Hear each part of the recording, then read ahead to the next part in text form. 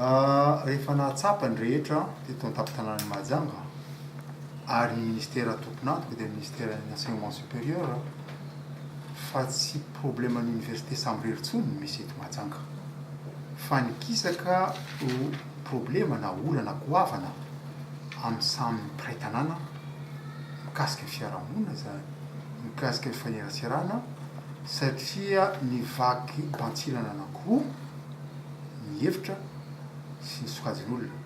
ny pomba ny professeur Rapesa sy ny tsy pomba ny professeur Rapesa mazava amintsika io fa napaka-hevitra ny raisy ny fanjakana nanao an'iny fanambarana tatitra tamin'ny faharoa ambin'ny folo volana janoary iny zay milaza hoe ahato amin'ny asany filohan'ny université dia maro tamin'iny ny hevitra fa noesorina amin'ny toerany ny président de l'université satria angamba fa sonenika ny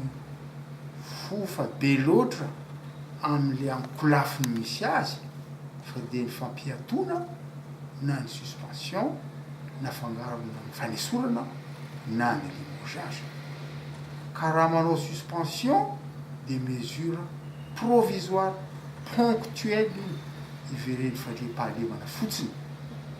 fa tsy zavatra définitif zany fa tsy déclaration na procès verbal manasorana président de l'université ary tsy misy motif araka ny rafitra misy hanasorana président de l'université atao zany décision momban'iny dia niravana eny ny décision satria tsy mitombona ny alin'iny faharoa ambin'ny folo ny volana janoary iny ihany dia vao mainka tsy misy fandriam-pahalemana atao amborona tamin'iny dia nisy fanararaotana maro avy amin'ny ankolafiny mpianatra maro na ny mpanao grevy na ny tsy mpanao grevy na ny mpangalatra tany manodidina l'université fa dia ny dégâts ny fahasimbany zavatra taorinan'iny sy ny andro taty orinan'iny dia mitentina 2 milliards 600 millions de francs malgaches 2 milliards 600 millions de francs malgaches fa talohan'io kelikely ihany ny dégâts nisy tao tsy nohatra ny 100 millions na 80 millions ny fahitany mpandinika azy ato amin'université mazava zany fa ny fampiatona ny président de l'université no nipoirany dégâts be dia be io ary nirindrina fa nisorany force de l'ordre tao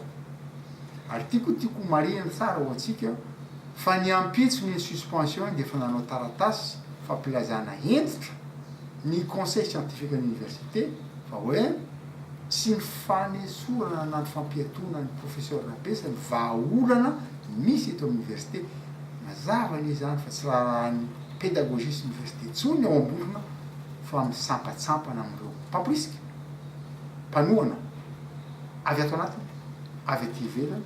na hery politika io na hery olona tsotra mpitady seza mpanenjika seza ny tsindrindra zareo collectif des présidents d'université koa milaza hoe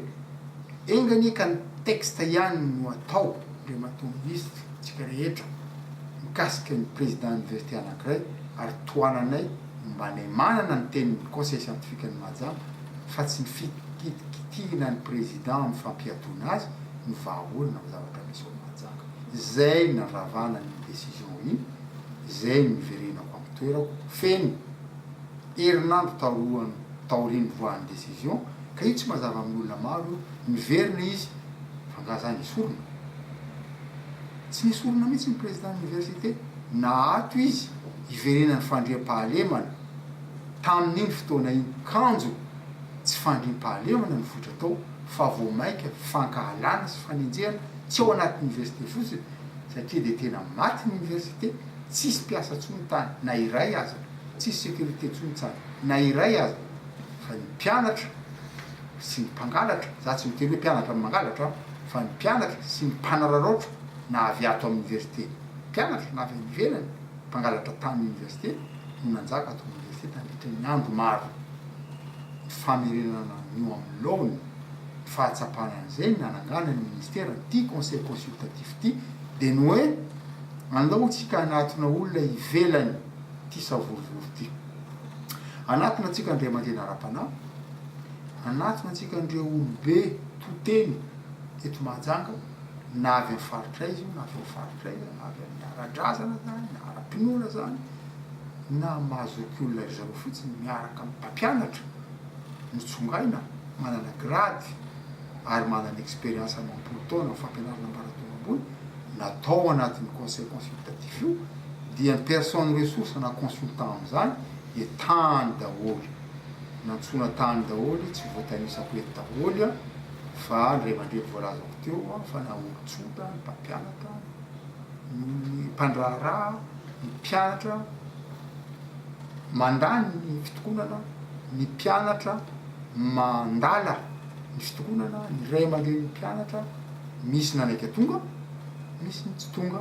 ary na ny tsy tonga ara de mbola natonona tamin'ny toerana iverykoa fa tokony anaovana mifanakarizakevitra vita tao anatin'ny efatrandro eo asan'ny conseil consultatif io no naroso anay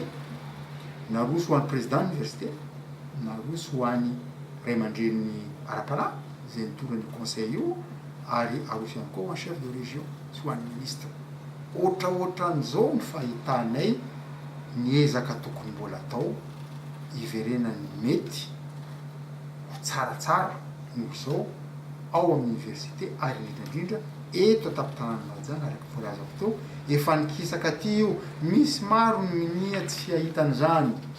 fa tsy any io fa tsy miady ranona sy ranona fa zay ty université io atsika tsy ifandainga